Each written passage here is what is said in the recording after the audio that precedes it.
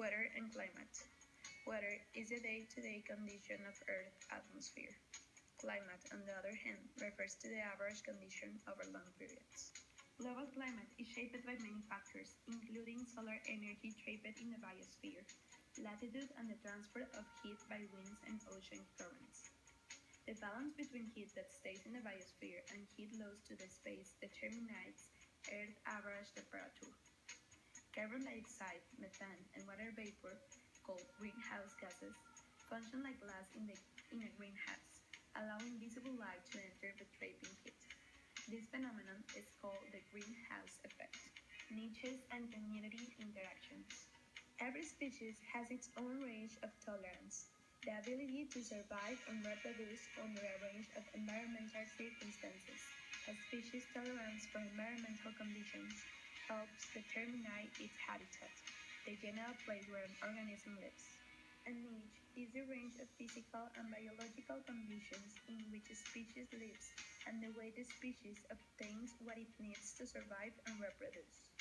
The competitive exclusion principle states that no two species can occupy exactly the same niche in exactly the same habitat at exactly the same time, because if this occurs, one species will be better at competing for limited resources and will eventually exclude the other species. An interaction in which one animal, the predator, captures and feeds on another animal, the prey, is called predation. An interaction in which one animal, the herbivore, feeds on producers, such as plants, is called herbivory. Change in the population of a single species is called case stem species. Symbiosis is any relationship in which two species live closely together. Exist three types of symbiosis: mutualism, parasitism, and commensalism. The relationship between species in which both benefit is known as mutualism. Parasitism is the relationship in which one organism lives inside or another organism and harms it. Commensalism is a relationship in which one organism benefits and the other is neither helped nor harmed. Ecological succession is a series of more or less predictable change that occur in a community over time. Successions that begins in an area with no remains of an older community is called primary succession. And the first species to colonize barren area are called pioneer species. Where a disturbance affects a community without completely destroying it, secondary succession occurs. Biomes are described in terms of abiotic factors, like climate and soil type, and biotic factors like plants and animals' life. There is plenty of biomes with different characteristics. Tropical rainforests that get a lot of rain. Tropical dry forests that rainy seasons alternate with dry seasons. Tropical grassland receive more seasonal rainfall than desert, but less than tropical dry forest.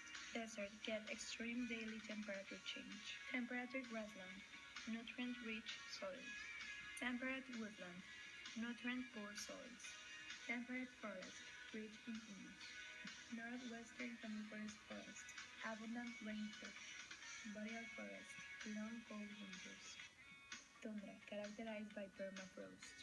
Aquatic organisms are affected primarily by the water's depth, temperature, flow, and amount of dissolved nutrients.